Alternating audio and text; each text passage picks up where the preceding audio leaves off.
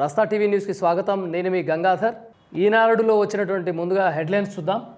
ముసుగు రాజకీయాలొద్దు, కేటీఆర్ హరీష్ మూసీని అడ్డుపెట్టుకొని ఎన్నాళ్ళు గడుపుతారు, ఫామ్ హౌస్లను కాపాడుకునేందుకే బారాస ఆందోళనలు, ఆ పార్టీకి 1500 రూపాయల కోట్లున్నాయి, 500 కోట్లు పేదలకు ఇవ్వచ్చుగా, ఈటల ప్రధాని వద్దకు వెళ్ళి 25,000 కోట్లు అడుగుదాం పదండి, family digital card pilot project ప్రారంభం సందర్భంగా సీఎం రేవంత్ వ్యాఖ్య, ఫ్యామిలీ డిజిటల్ కార్డ్ సర్వే ఫారాన్ని ఆవిష్కరిస్తున్న సీఎం రేవంత్ రెడ్డి, చిత్రంలో పొంగులేటి శ్రీనివాసరెడ్డి, అనిల్ కుమార్ యాదవ్, గద్వాల విజయలక్ష్మి గారు.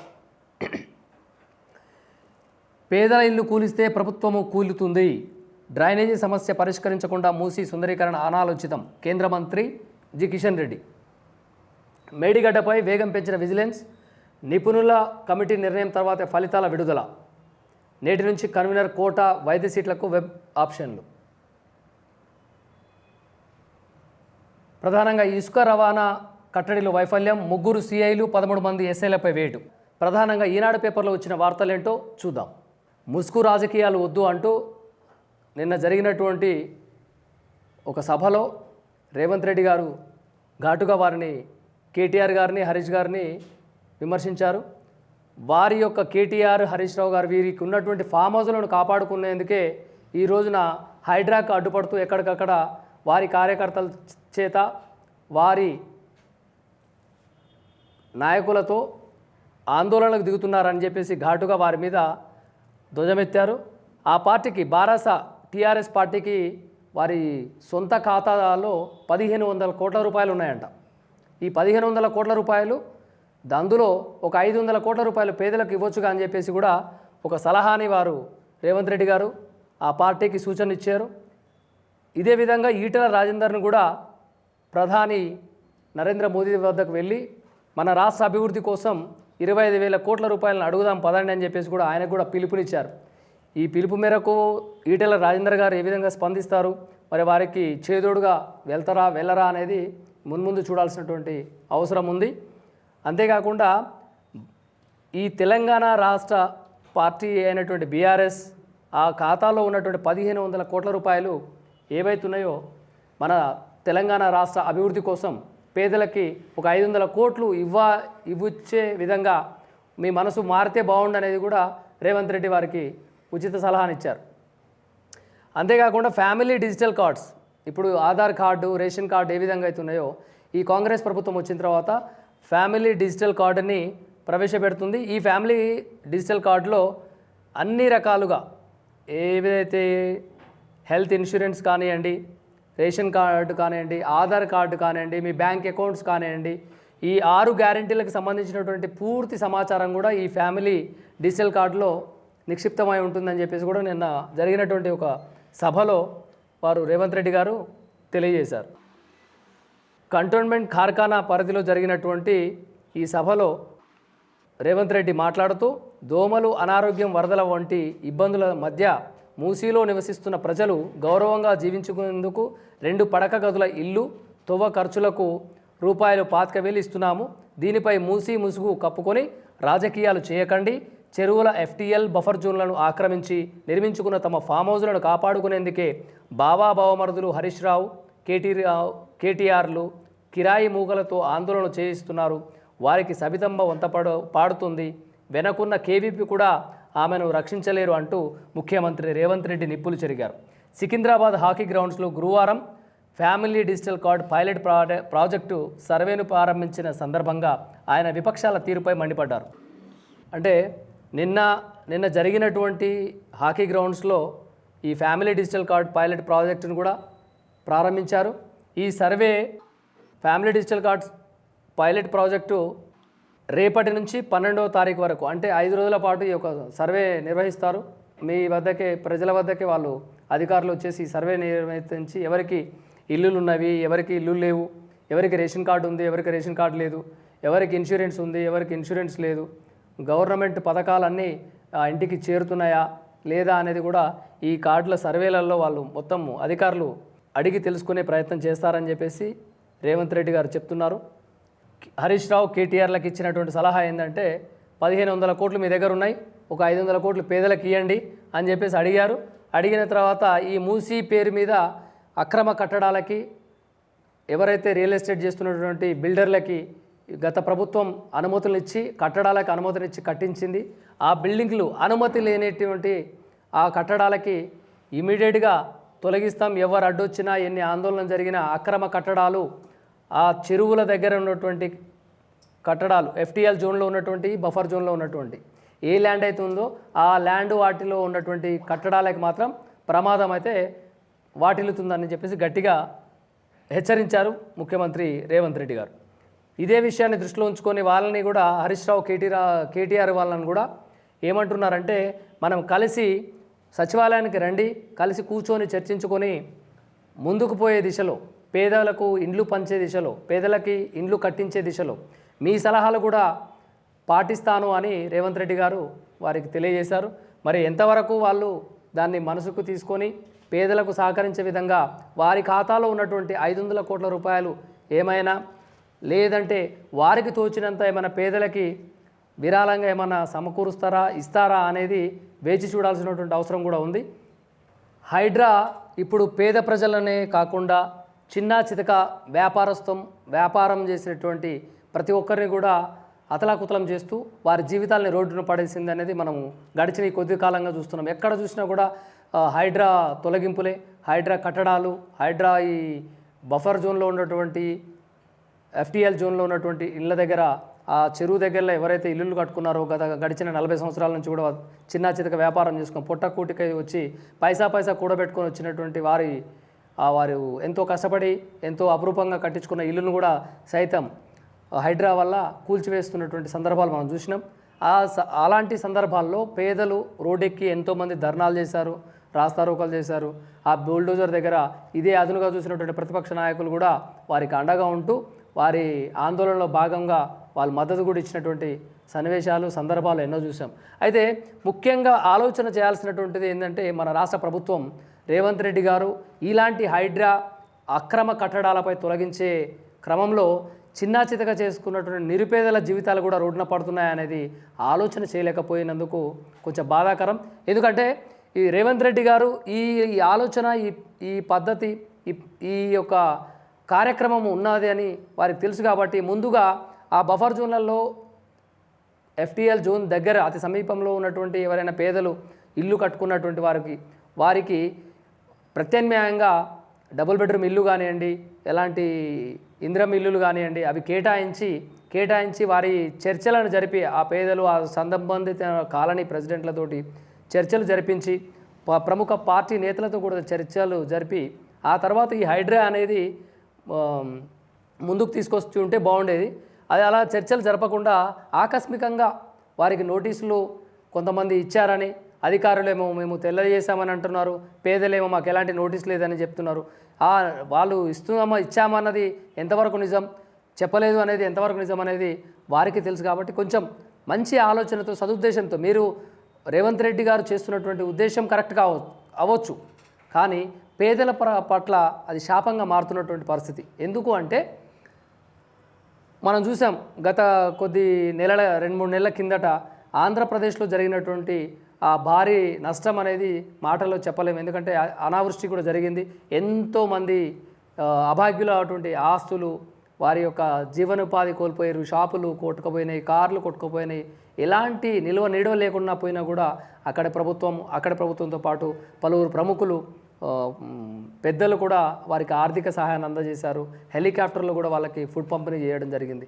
అలాంటి పరిస్థితి మన తెలంగాణలో కూడా రావద్దు అనేది మీ ఉద్దేశం, అది హర్షించదగినటువంటి విషయమే. కానీ పేదలకు ప్రత్యామ్నాయంగా ఏదైనా చేసి ఈ కార్యక్రమాన్ని మీరు చేస్తున్నట్లయితే మీకు మామూలుగా ప్రజాదరణ లభించదు. ఎందుకంటే ప్రజల్లో అత్యంత దగ్గరగా వెళ్ళిపోయేటువంటి మరో నాయకుడిగా మీరు నిలిచిపోయేవారు. కానీ ఈరోజు నా పేదల్ని పక్కకు పెట్టి హైడ్రాని ముందుకు తోస్తూ వెళ్ళిపోయినటువంటి ఆ కూల్చేటువంటి భవనాల మధ్యలో వారి జీవితాలు కొట్టుమిట్టాడుతున్నటువంటి పరిస్థితి చూస్తున్నాం. కాబట్టి మీకు ఇది కూడా ఒక చిన్నపాటి ఆటంకం కలిగించిందని చెప్పవచ్చు.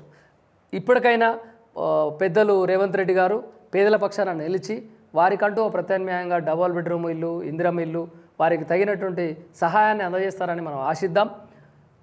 అంతేకాకుండా ఇంకొకటి కూడా దీంట్లో గతంలో గత ప్రభుత్వం ఇచ్చినటువంటి డబుల్ బెడ్రూమ్ ఇల్లులు వారికి ఇచ్చినటువంటి వారు ఆ ఏరియాలో లేనప్పుడు ఆ ఇచ్చినటువంటి ఇంటిలో నివాసం ఉండక వారు జీవనోపాధి కొనసాగించే దిశలో వారు వేరే చోటుకు వెళ్ళి అక్కడ ఉద్యోగం చేస్తూ జీవనం కొనసాగిస్తున్నటువంటి సందర్భాలు కొంతమంది పేద ప్రజలు ఉన్నారు.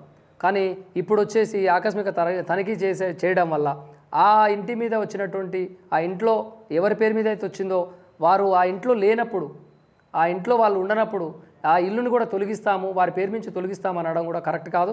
దీని మీదపై కూడా ఒకసారి రేవంత్ రెడ్డి గారు దానికి సంబంధిత అధికారులతో చర్చించి ఈ విధమైనటువంటి సదుపాయాన్ని కూడా పేద ప్రజలకి కలగజేయాలని మరొకసారి మనం సూచిస్తున్నాం. పేదల ఇల్లు కూలిస్తే ప్రభుత్వం కూలుతుంది అని ఘాటుగా కేంద్ర మంత్రి అయినటువంటి కిషన్ రెడ్డి గారు వ్యాఖ్యానించారు. ఎందుకంటే పేద ప్రజల ఇళ్లను కూల్చే ప్రయత్నం చేస్తే రాష్ట్ర ప్రభుత్వం కూలిపోతుందని కేంద్ర మంత్రి భాజపా రాష్ట్ర అధ్యక్షుడు కిషన్ రెడ్డి హెచ్చరించారు. మూసీ సుందరీకరణ పేరుతో పేదలపై ప్రతాపం చూపిస్తే ప్రభుత్వాన్ని స్తంభింపజేస్తామన్నారు. గురువారం భాజపా రాష్ట్ర కార్యాలయం ఏర్పాటు చేసిన విలేకరుల సమావేశంలో ఆయన మాట్లాడుతూ కాంగ్రెస్ ప్రభుత్వం రాష్ట్రంలో అధికారంలోకి వచ్చి 10 నెలలు గడుస్తున్నా విద్యా వైద్య రంగాన్ని పట్టించుకోలేదు. బస్తీలపై కన్నేసి పేదల ఇళ్లను కూల్చే పనిని మొదలుపెట్టింది. పేదల నివాసాలు కూల్చొద్దని భాజపా ఆధ్వర్యంలో ఆందోళన చేశాం. సీఎంకు స్వయంగా లేఖ కూడా రాశానని కిషన్ రెడ్డి గారు అంటున్నారు. ఇక్కడ మనం అనుకున్నట్టుగా కిషన్ రెడ్డి గారు కూడా స్పందించారు. పేదల ఇళ్లపై రాష్ట్ర ప్రభుత్వం హుకుంని ప్రదర్శించొద్దు, ఎందుకంటే వారిపై మీరు హుకుంని ప్రదర్శిస్తే మీ ప్రభుత్వం పడిపోతుందనేది కూడా వారు హెచ్చరించారు మరొకసారి. అంతేకాకుండా రాష్ట్రంలో ప్రభుత్వం అధికారంలోకి వచ్చేసి సరిగ్గా 10 నెలలు గడుస్తున్నా కూడా హైడ్రా అంటూ ఒక చర్చనీయాంశంగా బఫర్ జోన్లో ఉన్నటువంటి కట్టడాలను తొలగించాలి, తర్వాత అక్రమ కట్టడాలను తొలగించాలని చెప్పేసి ముందుకు పోతున్నారే తప్ప సరైనటువంటి విద్య వైద్య రంగాన్ని పట్టించుకోలేదని చెప్పేసి ఘాటుగా విమర్శించారు కిషన్ రెడ్డి గారు. వాస్తవానికి మాట్లాడుకోవాలంటే తెలంగాణ రాష్ట్రం మనం కొట్లాడి సాధించుకున్నటువంటి తెలంగాణ రాష్ట్రంలో గడిచిన 10 ఏళ్ల పాలనలో కానివ్వండి, ఇప్పుడు వచ్చినటువంటి కాంగ్రెస్ ఇంకా ముందు ఏం చేస్తుందనే చూడాలి. గడిచిన 10 ఏళ్ల కాలంలో మాత్రం విద్యా వైద్య రంగంలోకి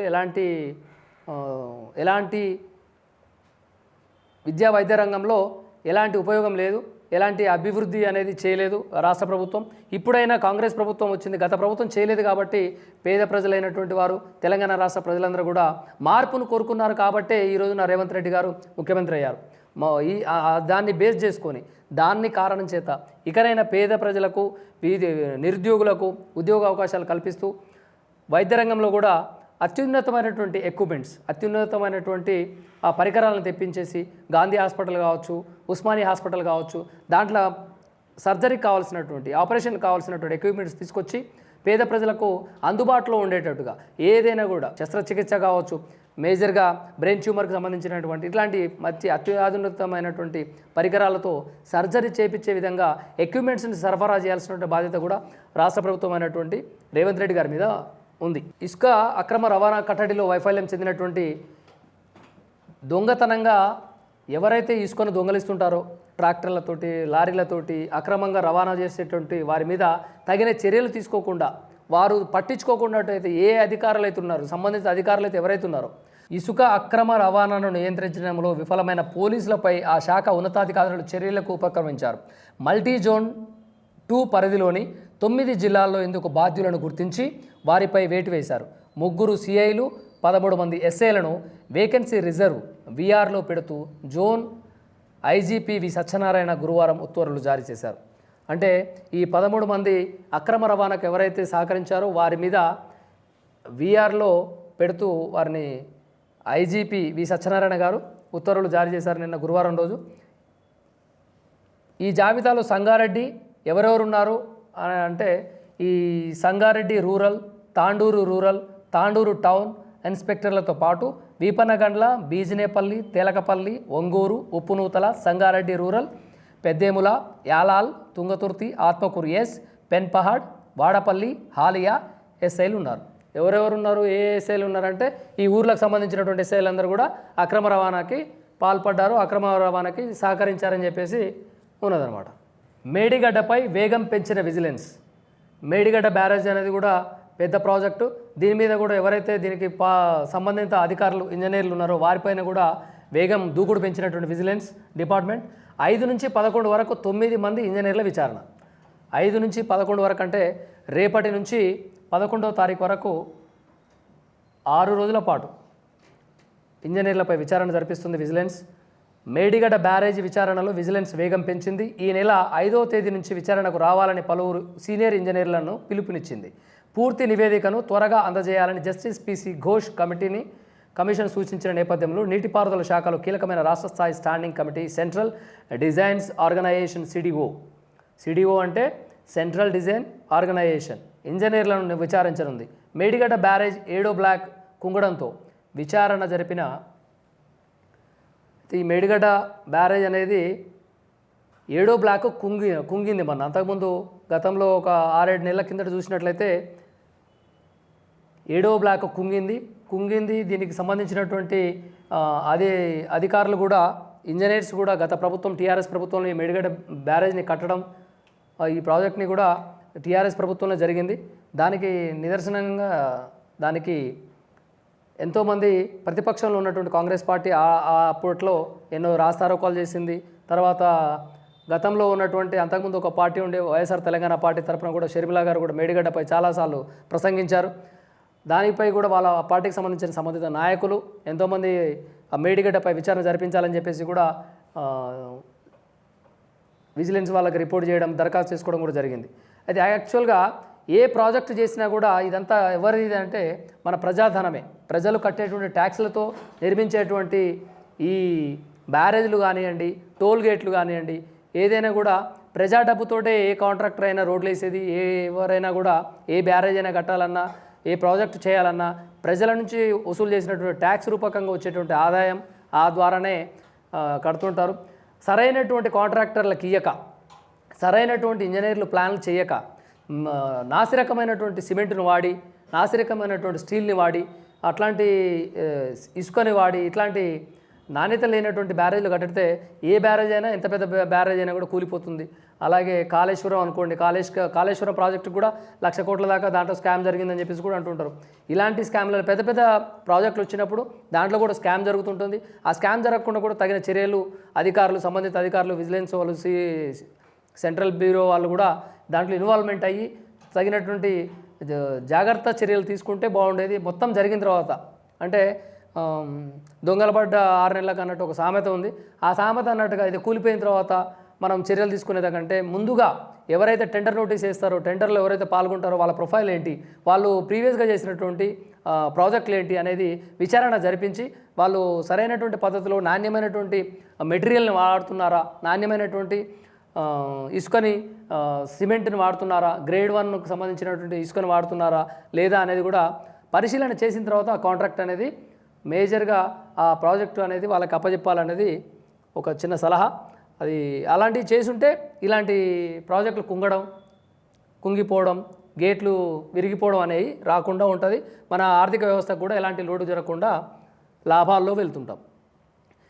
ఇంకా చూసినట్లయితే ఈ జస్టిస్ పిసి ఘోష్ కమిషన్ సూచించింది ఏమంటే నీటిపారుదల శాఖలో ఉన్నటువంటి కీలకమైనటువంటి స్టాండింగ్ కమిటీ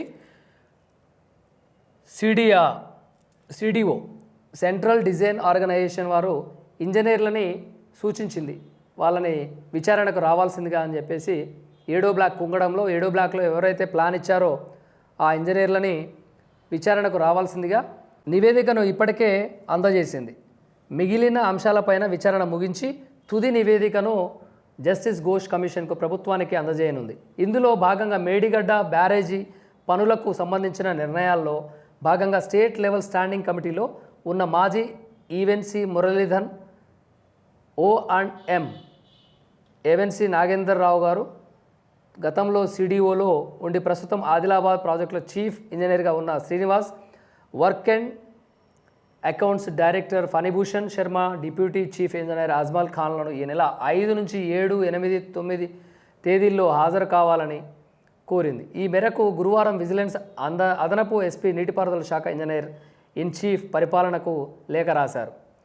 వీరితో పాటు మరో 4 ఈ నెల 9, 10, 11 తేదీల్లో విచారణకు పిలవాలని చెప్పేసి కూడా వారు ఈ లేఖలో పేర్కొన్నారు. సీఎం రేవంత్ రెడ్డి గారు ఈటెల గారికి ఆహ్వానం పలికి రండి ప్రధాని మోదీ దగ్గరికి వెళ్దామని చెప్పేసి అన్నారు. దానికి ధీటుగా సమాధానం ఇవ్వకపోగా తిరిగి రేవంత్ రెడ్డి గారికి ఈటెల రాజేందర్ గారు ఒక ప్రశ్నని సవాలుగా విసిరారు. ఏమన్నారంటే మూసీకి 1,50,00,000 కోట్లు ఎక్కడి నుంచి తెస్తారు అనే క్వశ్చన్ డైరెక్ట్ సవాల్ సీఎం గారికి వేశారు. ఆర్టీసీకి 280 కోట్ల చెక్కు ఇస్తే అది చెల్లకుండా పోయిన చరిత్ర మీది. అలాంటిది మూసీ ప్రక్షాళనకు 1,50,00,000 కోట్లు ఎక్కడి నుంచి తెస్తారు అని ముఖ్యమంత్రి రేవంత్ రెడ్డిని ఎంపీ ఈటెల రాజేందర్ ప్రశ్నించారు. అంటే ఆర్టీసీ కోసం ఏదో చెక్ ఇచ్చారంట సీఎం గారు రేవంత్ రెడ్డి గారు. 280 కోట్ల చెక్కులు ఇస్తేనే అదే బిల్ పాస్ కాలేదు, ఆ చెక్ పాస్ కాలేదు. మీరు 1,50,00,000 కోట్ల రూపాయలు మూసీ సుందరీకరణ కానీ ఎక్కడి నుంచి తెస్తారు, నాకైతే ఏమో అర్థం కావట్లేదని చెప్పేసి అది కూడా ఒకటి సమంజసమైనటువంటి సవాలుగా చెప్పుకోవచ్చు. ఎందుకంటే ఆర్టీసీ ఉన్నది లాసు, ఆ లాసుని భర్తీ చేయడం కోసం ముఖ్యమంత్రి గారు 280 కోట్ల చెక్కుని ఇస్తే అది పాస్ కాలేదు అని అనడం అది గమనార్హం. అది ఎందుకు కాలేదు, ఎందుకు అంటే ఆర్టీసీ కూడా ప్రభుత్వంలో భాగమే కాబట్టి ఆర్టీసీని కూడా లాభదాయకంగా నడిపే దిశలో సరైనటువంటి ఒక ప్రణాళికను సిద్ధం చేసి ఆర్టీసీ లాభంలో నడిచే విధంగా చూడాల్సిన బాధ్యత కూడా రాష్ట్ర ప్రభుత్వం మీద ఆధారపడి ఉంది కాబట్టి అది కూడా సమంజసమే అన్నట్టుగా భావించవచ్చు మనం. ఈటెల రాజేందర్ గారు చెప్పినటువంటిది కూడా సుందరీకరణకు ఎక్కడి నుంచి తెస్తారు అనేది కూడా అదొక క్వశ్చనే. దేశంలో గంగానది ప్రక్షాళనకు 20,000 కోట్లు, సబర్మతి అభివృద్ధికి 1,400 కోట్లను కేంద్రం కేటాయించిందన్నారు. గంగానది ప్రక్షాళనకు, గంగానది దగ్గర సుందరీకరణకు, గంగానది దగ్గర ఆ లోపల ఉన్నటువంటి చెత్త చెదారం అట్లాంటివన్నీ సాఫ్ చేసేదానికి కేంద్ర ప్రభుత్వము 20,000 కోట్లు కేటాయించిందంట. ఆ గంగానది దగ్గర ఎక్కడైతే లోపల ఉన్నటువంటి గుర్రపు డెక్కలు అవి ఇవి ఉంటాయి, చెత్త చెదారము, తర్వాత నీటిగా ఉండడానికి సుందరీకరణకు సంబంధించినటువంటి మెట్లు అయితేనేది, తర్వాత టాయిలెట్స్ అయితేనేది, ఆ పరిసర ప్రాంతాల్లో జరిగినటువంటి ప్రజలకు సౌకర్యార్థం కోసం ఏవైతే షెడ్లు అయితేనేదండి, దుకాణదారులు సేద తీరడానికి విశ్రాంతి గదులు అయితేనండి, అలాంటి గంగానది దగ్గరలో కట్టి ఉండొచ్చు. 20,000 కోట్ల రూపాయలు కేంద్ర ప్రభుత్వం ఇచ్చింది అని చెప్పేసి అని అంటున్నారు. అంతేకాకుండా సబర్మతి అభివృద్ధికి కూడా 1,400 కోట్లను కేంద్రం ఇచ్చిందని చెప్పేసి మరొకసారి గుర్తు చేశారు. మూసీ నది ప్రక్షాళనకు లెక్కాపత్రం లేకుండానే ఏకంగా 1,50,00,000 కోట్లను కేటాయిస్తామని సీఎం ప్రకటించడం ఆయన అవగాహన రాహిత్యానికి అద్దం పడుతుందని విమర్శించారు.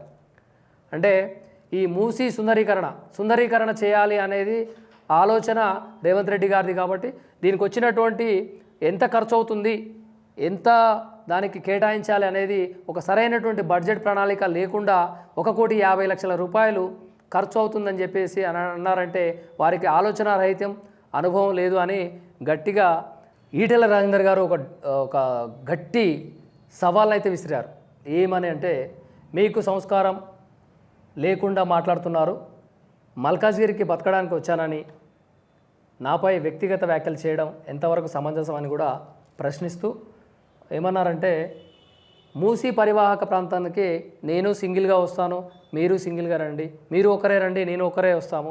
అక్కడ మూసీ పరివాహక ప్రాంతంలో అక్కడ నివసిస్తున్నటువంటి అక్కడ ప్రజలని ఏ ఒక్కరిని అయినా మనం అడుగుదాము, వారందరూ మీకు సమర్థిస్తే, మీరు చేసేటువంటి సుందరీకరణకు సమర్థిస్తే, రేవంత్ రెడ్డి గారు అయితే ఏదైతే మూసీ పరివాహక ప్రాంతాన్ని సుందరీకరణ చేయాలనే ఆలోచనతో ఈ కార్యక్రమాలు సుందరీకరణ అనేది లేవనెత్తారో దానికి అక్కడ ఉన్నటువంటి మూసీ పరివాహక ప్రాంతంలో దాదాపుగా చుట్టుపక్కల ఉన్నటువంటి ప్రజలు ఏ ఒక్కరైనా, ఆ ప్రజల్లో నుంచి మీ తరపున ఏ ఒక్కరైనా మీకు మద్దతుగా, అంటే రేవంత్ రెడ్డి గారికి మద్దతుగా ఎవరైనా మాట్లాడితే రాజకీయాల నుంచి నేను వెళ్ళిపోతానని చెప్పేసి ఘాటుగా సవాల్ని విసిరారు మన ఈటెల రాజేందర్ గారు. అంటే చిలికి గాలివాన అయినట్టు రాజకీయ సన్యాసమే తీసుకుంటా అని చెప్పే కాడికి పోయింది ఇది మూసీ పరివాహక ప్రాంతం సుందరీకరణ కూడా. RRR అలైన్మెంట్ మార్చాలి, RRR నిర్మాణంతో భూములు కోల్పోతున్న తమకు న్యాయం చేయాలని కోరుతూ భూ నిర్వాసితుల ఐక్యవేదిక యాదాద్రి జిల్లా సంయుక్త ఆధ్వర్యంలో గురువారం ఇందిరా పార్క్ వద్ద రైతులు భారీ ధర్నా నిర్వహించారు. మల్కాజ్గిరి ఎంపీ ఈటెల రాజేందర్, మాజీ మంత్రి జగదీశ్వర్ రెడ్డి, బీసీ సంక్షేమ సంఘం జాతీయ అధ్యక్షుడు ఆర్ కృష్ణయ్య, మాజీ ఎమ్మెల్యేలు ఫైళ్ల శేఖర్ రెడ్డి, కూసుకుంట్ల ప్రభాకర్ రెడ్డి, జూలకంటి రంగారెడ్డి, సుభాష్ రెడ్డి, మాజీ ఎమ్మెల్సీ చిరుపల్లి సీతారాములు హాజరై మద్దతు ప్రకటించారు. అంటే ట్రిపుల్ ఆర్, ఇప్పుడు రింగ్ రోడ్డు ఉంది, ఆ రింగ్ రోడ్డు తర్వాత ట్రిపుల్ ఆర్ అనే అవుటర్ రింగ్ రోడ్డును కూడా తీసుకొస్తున్నారు. దాన్ని అలైన్మెంట్ మార్చాలి అంటున్నారు. దాని యొక్క ట్రిపుల్ ఆర్ నిర్మాణము ఆ పక్కన చుట్టుపక్కల ఉన్నటువంటి ఆ ట్రిపుల్ ఆర్ వల్ల భూములు ఎంతోమంది కోల్పోతున్నటువంటి రైతులు ఈ ప్రముఖ ప్రతిపక్ష నేతలని సంప్రదించినట్టుంది. ఆ ప్రతిపక్ష నేతలు సంప్రదిస్తే ఆ ప్రతిపక్ష నేతలు స్పందించి దాని డిజైన్ని మార్చాలి అని చెప్పేసి కొంతవరకు దీన్ని ఐక్యవేదిక యాదాద్రి జిల్లా సంయుక్త ఆధ్వర్యంలో జరిగినటువంటి ఇందిరా పార్క్ వద్ద ఆ రైతులందరూ ఈ ధర్నా నిర్వహించారు. ఈ ధర్నా నిర్వహించడం వల్ల అక్కడికి వచ్చినటువంటి ముఖ్య అతిథులు ఎవరెవరు అంటే ఈటెల ఎంపీ అయినటువంటి మల్కాజ్గిరి ఎంపీ ఈటెల రాజేందర్, మంత్రి జగదీశ్వర్ రెడ్డి గారు, బీసీ ఆర్ కృష్ణయ్య వచ్చారు, ఎమ్మెల్యేలు పైల శేఖర్ రెడ్డి, కూసుకుంట్ల ప్రభాకర్ రెడ్డి, జూలకంటి రంగారెడ్డి, సుభాష్ రెడ్డి, ఎమ్మెల్సీ చిరుపల్లి సీతారాములు, పలువురు ప్రముఖులు హాజరై ఆ యొక్క ధర్నాకు సంఘీభావాన్ని తెలిపారు, మద్దతుగా నిలిచారు. ఈటెల మాట్లాడుతూ ట్రిపుల్ ఆర్ను ఓఆర్ఆర్కు 60 కిలోమీటర్ల దూరంలో నిర్మించాలని ప్రభుత్వానికి సూచించారు. ఇప్పుడున్నటువంటి ఓఆర్ఆర్ ఔటర్ రింగ్ రోడ్ ఏదైతుందో దానికి 60 కిలోమీటర్ల దూరంలో ట్రిపుల్ ఆర్ని నిర్మించాలని చెప్పేసి కూడా ఉచిత సలహానైతే ఈటెల రాజేందర్ గారు ఇచ్చారు. చౌటుప్పల్, భువనగిరి ప్రాంతాల్లో ట్రిపుల్ ఆర్ అలైన్మెంట్ను మార్చాలని డిమాండ్ చేశారు. మరి ఇది ఎందుకు ఈ డిజైన్ని మార్చాలి అనేది గత ప్రభుత్వం ఉన్నప్పుడు ఎందుకు ఈటెల రాజేందర్ గారు మాట్లాడలేదు అనేది నాకైతే అర్థం కావట్లేదు. ఎందుకంటే ఎన్నిసార్లు ఒక డిజైన్ వచ్చిన తర్వాత ఎంతోమంది ఇప్పుడు ట్రిపుల్ ఆర్ వస్తుంది అనుకోండి, ఆ చుట్టుపక్కల ఉన్నటువంటి వాళ్ళు వ్యాపారం చేసుకున్నటువంటి వాళ్ళు ఆ భూమిని కొందాం, లేకుంటే ట్రిపుల్ ఆర్ వస్తుంది, దీని పరంగా ఔటర్ రింగ్ రోడ్డు తర్వాత డబల్ రింగ్ రోడ్ వస్తుంది కాబట్టి ట్రిపుల్ ఆర్ రోడ్ వస్తుంది కాబట్టి ఇక్కడ మనం ఏదైనా వ్యాపారం కోసం పెట్టుబడి పెడితే 1కి 2 ఇంతలు అవుతుంది, 3 ఇంతలు అవుతుంది, 4 ఇంతలు అవుతుందని ఎంతోమంది ఆశపడి కొనుక్కున్నటువంటి వాళ్ళు ఉన్నారు. మరి వాళ్ళ పరిస్థితి ఏందో నాకేమీ అర్థం కావట్లేదు. మరి ఇప్పుడు రాజేంద్ర గారు ఏం ఆలోచిస్తున్నారో, లేకుంటే ఇప్పుడు ప్రతిపక్షంలో ఉన్నటువంటి టీఆర్ఎస్ ప్రభుత్వంలో ఉన్నటువంటి మంత్రి జగదీశ్వర్ రెడ్డి గారు ఏం ఆలోచిస్తున్నారు, జాతీయ అధ్యక్షుడైనటువంటి ఆర్ కృష్ణయ్య గారు ఏం ఆలోచిస్తున్నారు నాకైతే అర్థం కావట్లేదు. ఎందుకు అంటే ట్రిపుల్ ఆర్ వస్తుంది అనేది పేపర్లలో సోషల్ మీడియాలో వైరల్ అవ్వగానే ఎక్కడున్నోళ్ళు కూడా నాగా నట్రాన్ని తాకట పెట్టి పైసలని కూడగట్టుకొని అక్కడ ట్రిపుల్ ఆర్ వస్తున్న చుట్టుపక్కల ప్రాంతాలలో అంటే ఇప్పుడు ప్రజెంట్ డిజైన్ చేసినటువంటి ట్రిపుల్ ఆర్ చౌటుప్పల్ పరిధిలో వస్తున్నదని అందరికి తెలిసిన విషయమే. అక్కడ ఎంతోమంది కూడా పెట్టుబడులు పెట్టి వాళ్ళు అక్కడ స్థలాలు కొనుక్కున్నారు. మరి ఇప్పుడు సడన్గా ఇప్పుడు ఇక్కడ ఇది రావట్లేదు, ఇంకా 60 కిలోమీటర్లు పెంచాలి, 60 కిలోమీటర్ల దూరంలో అక్కడ ట్రిపుల్ ఆర్ని డిజైన్ చేయాలి అని మళ్ళీ ఇప్పుడు ఇష్యూని ఒక ప్రశ్నార్థకంగా జనాలని అందరినీ బెంబెలెత్తే విధంగా, జనాలందరూ సందిగ్ధంలో పడే విధంగా, ప్రజలందరూ కూడా అక్కడ పెట్టుబడి పెట్టిన కొనుక్కున్నటువంటి స్థలాలు కొనుక్కున్నటువంటి ఎవరైతే ఉన్నారో వాళ్ళందరికీ కూడా ఇది ఒక జీర్ణించుకోలేని విషయం. రోజుకి ఏం జరుగుతుంది, నిన్న మొన్నటిదాకా హైడ్రా అని కొంతమంది ఇల్లులు కూల్చేస్తామని, ఎఫ్టీఎల్ జోన్లో ఉన్నదానికి బఫర్ జోన్లో ఉన్నదానికి కూల్చేస్తామని నిన్న మొన్నటిదాకా, మళ్ళీ ఇప్పుడు ఈ రోజునేమో ట్రిపుల్ ఆర్ డిజైన్ని మార్చాలి, ట్రిపుల్ ఆర్ 60 కిలోమీటర్ల దూరంలో అంటే ఓఆర్ఆర్కి దూరంగా 60 కిలోమీటర్ల దూరంలో ఉండాలని కొత్త ఇష్యూని లేవనెత్తారు. ఈ రాజకీయ నాయకులు ఏమేమి మాట్లాడుతున్నారో ఏమో నాకైతే అర్థమే కావట్లేదు. పూటకో మాట గంటకో మాట. గడిచిన 2 రోజుల క్రిందట జరిగినటువంటి కొండా సురేఖ వర్సెస్ అక్కినేని నాగార్జున గారి మధ్యలో వారు వ్యాఖ్యానించినటువంటి మాటలు కావచ్చు, కుటుంబాన్ని ఉద్దేశించి వ్యక్తిగత విమర్శలు చేసినటువంటి కొండా సురేఖ గారిపై అక్కినేని నాగార్జున గారు స్పందించారు. దానికి వారికి మనోభావాలను దెబ్బతిన్నట్టు వ్యక్తిగత విమర్శలు చేయడం కరెక్ట్ అయినట్టు పద్ధతి కాదని చెప్పేసి వారు ట్విట్టర్ వేదికగా ట్వీట్ చేశారు. అదే ట్వీట్కి రిప్లై ఇచ్చినటువంటి కొండా సురేఖ ఏమని, నేను భావోద్వేగంలో అన్నాను, ఆ అనాలోచితంగా వచ్చినటువంటి మాటలు తప్ప ఎవరిని ఉద్దేశించి అన్న మాటలు అనేది కాదు అని చెప్పేసి అన్నారు. ఎందుకంటే మీరు యాదృచ్ఛికంగా కావచ్చు, అనాలోచితంగా కావచ్చు, ఆ ఫ్లోలో కావచ్చు, ఎప్పుడైనా మీరు ఉన్నతమైనటువంటి పదవుల్లో ఉన్నటువంటి కొండా సురేఖ గారు ఒక మంత్రి హోదాలో ఉండి ఒక సాటి మహిళని ఆ విధంగా అనడం కూడా ఎంతవరకు కరెక్ట్ అనేది చెప్పేసి మీరు ఆలోచన చేసుకోవాల్సినటువంటి పని ఉంది. ఒకసారి మన నోటి వెంట వచ్చేటువంటి మాటలు కూడా పదునైన కత్తులా ఉండే అవకాశాలు ఉన్నాయి. ఎందుకు అనాల్సి వచ్చింది, ఇప్పుడు అన్న తర్వాత ఇప్పుడు వచ్చేసి అలా అనలేదు, నేను ఉద్దేశపూర్వకంగా అనలేదు అనడం కూడా అది కరెక్ట్ కాదని చెప్పేసి చాలామంది ప్రముఖులు అంటే సినీ పరిశ్రమకు చెందినటువంటి అగ్ర హీరో అయినటువంటి నాగార్జున గారికి చాలామంది మద్దతుగా వెంకటేష్ గారు ట్వీట్ చేశారు, ఎస్ఎస్ రాజమౌళి గారు ట్వీట్ చేశారు, నాని గారు ట్వీట్ చేశారు, రకుల్ ప్రీత్ సింగ్ గారు ట్వీట్ చేశారు, మంచు విష్ణు గారు, చిరంజీవి గారు, ఇలా నటులు ఎన్టీఆర్ గారు కూడా, జూనియర్ ఎన్టీఆర్ గారు కూడా ట్వీట్ చేస్తూ వారికి మద్దతుగా నిలిచినటువంటి వార్తలు చాలా చూసాము. ఇప్పుడు వచ్చినటువంటి ముఖ్యంగా మీ వ్యక్తిగత రాజకీయ ప్రలోభాల కోసము, మీ వ్యక్తిగత రాజకీయ అభివృద్ధి కోసము, ఎదుగుదల కోసము సినీ పరిశ్రమలు ఉన్నటువంటి హీరోలను కానివ్వండి, కథానాయికలను కానివ్వండి, మీరు అలా వాడొద్దు. అలాంటి పరిస్థితి వస్తే మేమందరం కూడా ఐక్యంగా ఉంటూ, ఏకతాటిగా ఉంటూ మీకు మీ ప్రభుత్వం పైన ఎన్నో ధర్నాలు కానివ్వండి, ఎన్నో రిప్రజెంటేషన్లు కూడా ఇస్తూ మీ ప్రభుత్వంపై మేము చర్య తీసుకునే విధంగా కూడా లీగల్గా వెళ్తామని చెప్పేసి కూడా అక్కినేని నాగార్జున గారు కేసు కూడా పెట్టడమైంది, నోటీసులు పంపించడం కూడా జరిగింది. అక్కినేని నాగార్జున గారు వారి యొక్క పరువు ప్రతిష్ట, పరువుకు భంగం కలిగింది, వారు కొండా సురేఖ గారు చేసినటువంటి వ్యాఖ్యల వల్ల నా యొక్క కుటుంబ పరువు పోయిందని చెప్పేసి కూడా నాగార్జున ఎంతో బాధను వ్యక్తం చేస్తూ నోటీసులు నిన్న పంపించారు. ఆ నోటీసులను కూడా మన విజువల్స్లో చూడవచ్చు. అత్యంత సన్నిహితుడైనటువంటి ఆర్జీవి కూడా నిన్న ట్వీట్ చేశారు.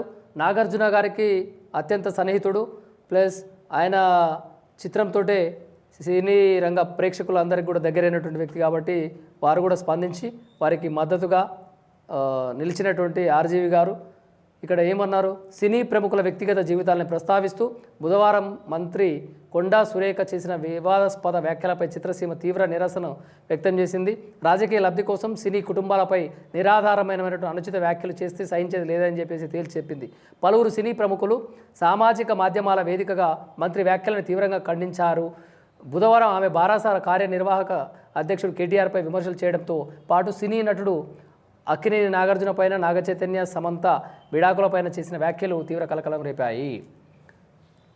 వాస్తవంగా మాట్లాడుకోవాలంటే ఒక ఉన్నతమైనటువంటి పదవిలో ఉన్నటువంటి కొండా సురేఖ గారు ఇలా మాట్లాడడం కరెక్ట్ అయినటువంటి పద్ధతి కాదు. ఎందుకంటే మనము సమాజంలో ఉంటున్నాము, మీరు ఒక సాటి మహిళ కూడా వారు ఆల్రెడీ వాళ్ళు వివాహమైన తర్వాత కూడా వారు న్యాయపరంగా చట్టపరంగా విడాకులు తీసుకొని ఎవరి జీవితాలను వాళ్ళు గడుపుకుంటున్నారు, ఎవరి జీవితాల్లో వారు తమదైన శైలిలో వాళ్ళు బ్రతుకుతున్నారు, ఎవరు కూడా ఇబ్బంది లేకుండా వాళ్ళు బతుకుతున్నారు క్రమంలో మీరు ఇలాంటి వ్యాఖ్యలు చేయడం వల్ల, మీరు ఒక ఉన్నతమైన పదవిలో ఉండి కూడా చేస్తే 10 మందికి మీరే ఆదర్శప్రాయంగా ఉండాల్సినటువంటి ఒక మహిళ ఉండి కూడా మీరు ఎన్నో మంచి పదవులు అనుభవించారు, మంచి పదవి స్థాయిలో ఉన్నతమైన స్థాయిలో ఉండి రాష్ట్ర పాలన చేశారు, అసెంబ్లీలో కూడా ఉన్నారు, ఎంతోమందికి స్ఫూర్తిదాయకంగా ఉండాల్సినటువంటి మీరే ఇలాంటి వ్యాఖ్యలు చేయడం వల్ల మీకు సంబంధించిన అభిమానులు కావచ్చు, మీ కార్యకర్తలు కావచ్చు, మీ నాయకులు కావచ్చు, మీకు కూడా మీ నుండి దూరం అయ్యే అవకాశాలు ఎక్కువగా మెండుగైతే ఉండకపోవచ్చు. ఎందుకంటే నేను చాలా రోజులు చూస్తున్నాను, నేను ఇప్పటి నుంచి కాదు,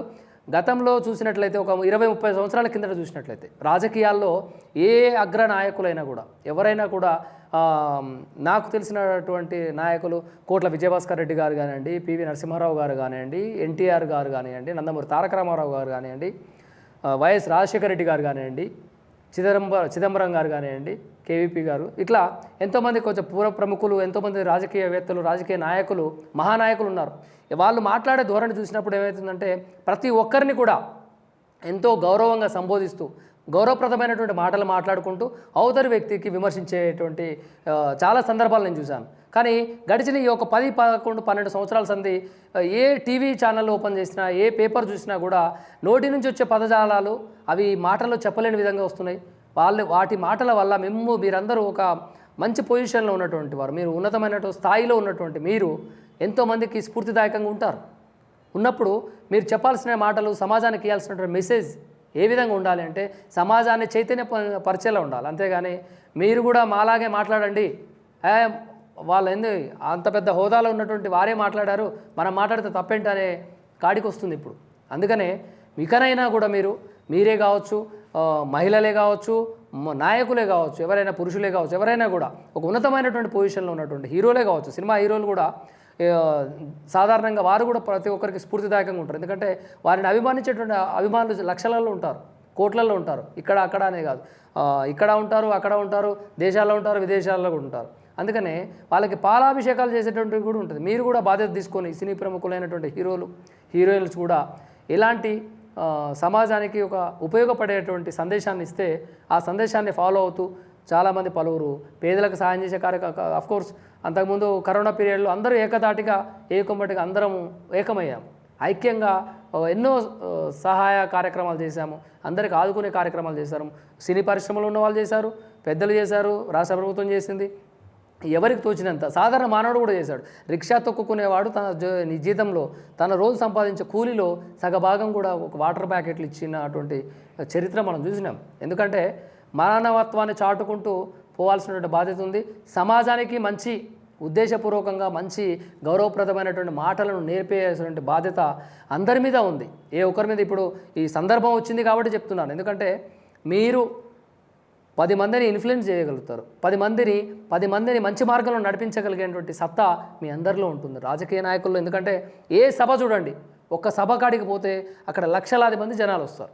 లక్షలాది మంది మనసులని మీరు గెలుచుకున్న నాయకులుగా ఉన్నారు కాబట్టి మీరు చెప్పేటువంటి మాటలు ప్రతి 10 మందికి ఆదర్శప్రాయంగా ఉండాలి. మీరు మాట్లాడే ప్రతి మాట కూడా ఆదర్శప్రాయంగా స్ఫూర్తిదాయకంగా తీసుకునే విధంగా ఉండాలి తప్ప మీరు మాట్లాడారు కదా అని చెప్పి మీరే మాట్లాడారు అంత పెద్ద హోదాలో ఉండి ఒక లీడర్ అయి ఉండి మీరే మాట్లాడితే మీ దగ్గరకు వచ్చేటువంటి నాయకులు, కార్యకర్తలు, మహిళలు ఏ విధమైనటువంటి పంచాయతీ పెట్టుకుంటారు, పదజాలాలు వాడతారు.